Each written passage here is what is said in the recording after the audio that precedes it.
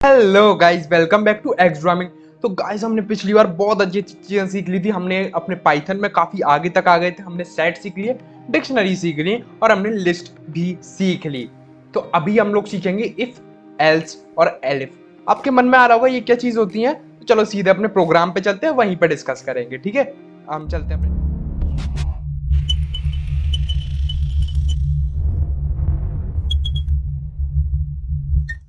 अपने new folder में और यहाँ पे बनाते हैं एक नई फाइल। सबसे पहले ओपन विद वीएस कोड और यहाँ पे बना लेते हैं कंट्रोल एन न्यू फाइल। इसको सेव कर देते हैं हम लोग। क्या नाम डालें? If, else and elif dot P Y, और we can say conditional statements dot P Y. ठीक है, इतना इनफ रहेगा। ठीक है, अब हम लोग का फाइल बन चुकी है, नाम डल चुका है। तो यार बहुत इंटरेस्टिंग वीडियो होने वाली है। देखो, सबसे पहले जल्दी जल्दी खत्म करेंगे और आराम से।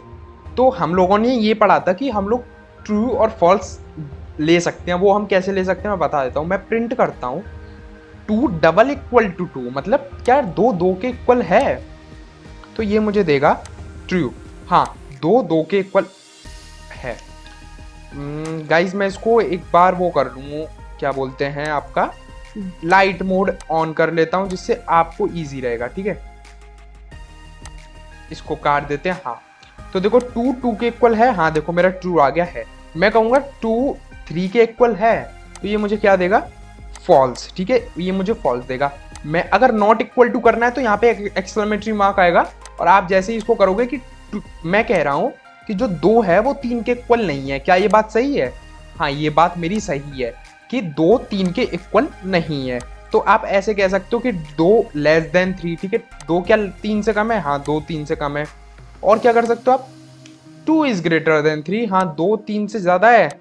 नहीं, ये बात गलत है। देखो, फॉल्स आ गया, ये बात गलत है। तो इन सब का मतलब क्या है? आप पूछ रहे हो ये सब का मतलब क्या है? तो ये सब का मतलब होता है कंडीशनल स्टेटमेंट्स पे। मैं अब बता देता हूं आपको कैसे। हमने फर्स्ट वीडियो में या सेकंड या थर्ड वीडियो में इनपुट लेना सीखा था। तो मैं यहाँ डाल देता हूँ एज। ठीक है, age is equal to input. ठीक है, इनपुट और एंटर योर एज, ये हमने सीखा था। अब मैं टाइप कास्टिंग भी हमने सीखी थी। तो मैं इस पूरे को, जो भी ये चीज आएगी, ये मेरी स्ट्रिंग में आएगी। वो 18 डालेगा, वो 19 डालेगा, वो 20 डालेगा, वो कुछ भी डालेगा, वो मेरी स्ट्रिंग में आएगी। अब मैं इसको इंटीजर में चेंज करना चाहता हूँ, तो मैं क्या करूंगा? मैं इसके आगे इंट लगा दूंगा। ये चीज हमने टाइप कास्टिंग में पढ़ी हुई है।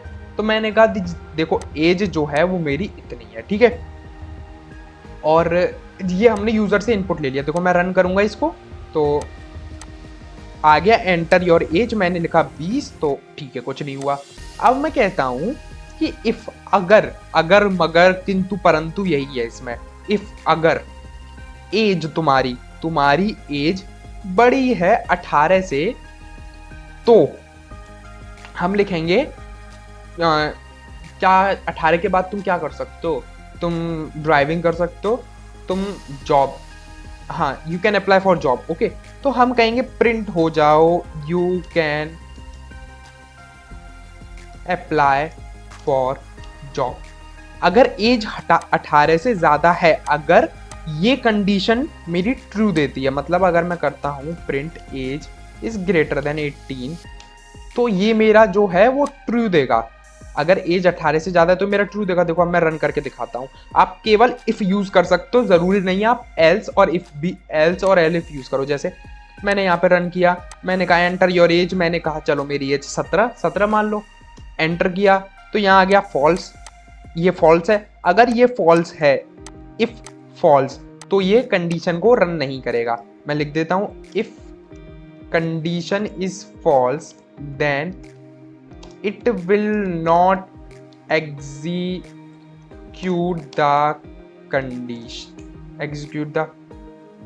the code in respected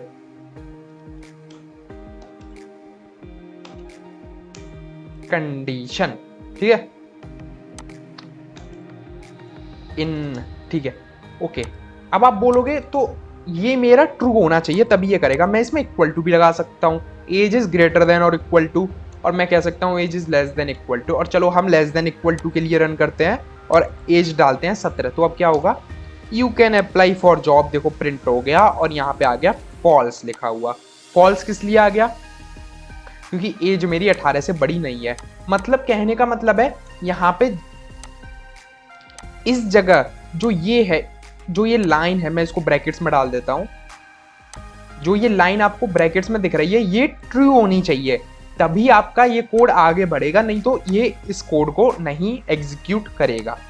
अब एक और चीज आती है, क्या मैं इसकी जगह ट्रू लिख सकता हूँ? हाँ, आप ट्रू लिख सकते हो, आप ऐसे लिख सकते हो ट्रू, इफ ट्रू। अब इफ ट्रू लिख दिया मतलब ये हमेशा ही एग्जीक्यूट होगी। देखो मैंने एंटर एज किया, मैंने 98 कर दिया तो भी हुआ you can apply for job, और मैं अगर यहाँ पे डाल दूंगा 6 तो भी होगा you can apply for job. अब ये ट्रू हो गई, ये हमेशा एग्जीक्यूट होगी। ठीक है, इतना आपकी समझ में आ गया। अब मैं यहाँ फिर से अपना डाल देता हूँ एज इज ग्रेटर देन 18। अब एलिफ कंडीशन आती है।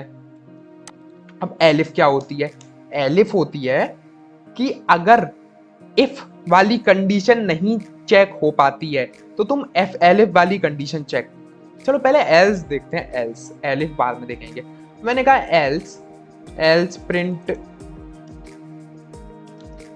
You can not apply for job. ठीक है, ये क्या हुआ? ये हुआ कि अगर मेरी एज 18 से बड़ी है तो मैं अप्लाई कर सकता हूं। अगर इफ वाली कंडीशन एग्जीक्यूट नहीं होती है, if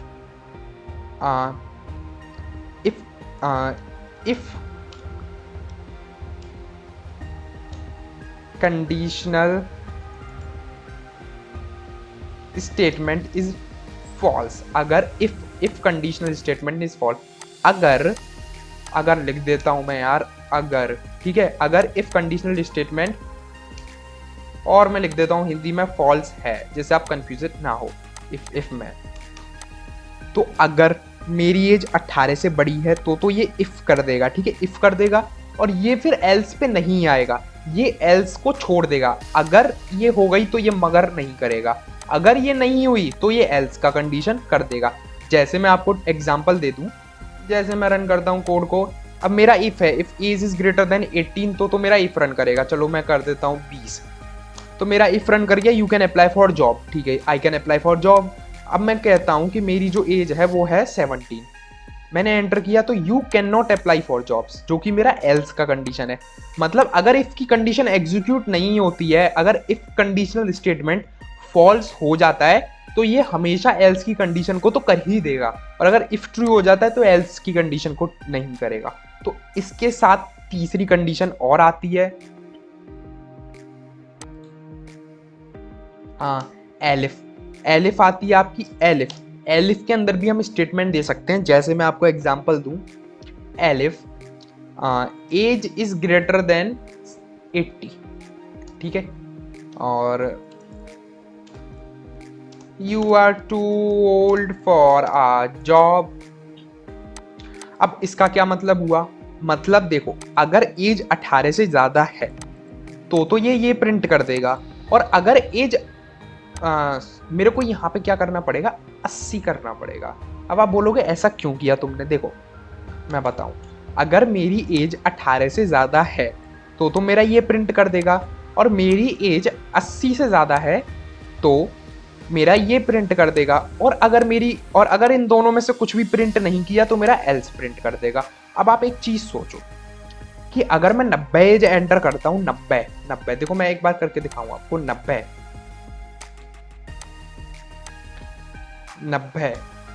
you can apply for job आ गया। ठीक है, अब आप ये कहोगे यार 90 एज तो इससे भी बड़ी है, इससे भी बड़ी है, तो ये भी करता ना 90 एज इज ग्रेटर देन 80। हाँ, 90 80 से बड़ी है तो इसको ये करना चाहिए था, इसने वो क्यों किया?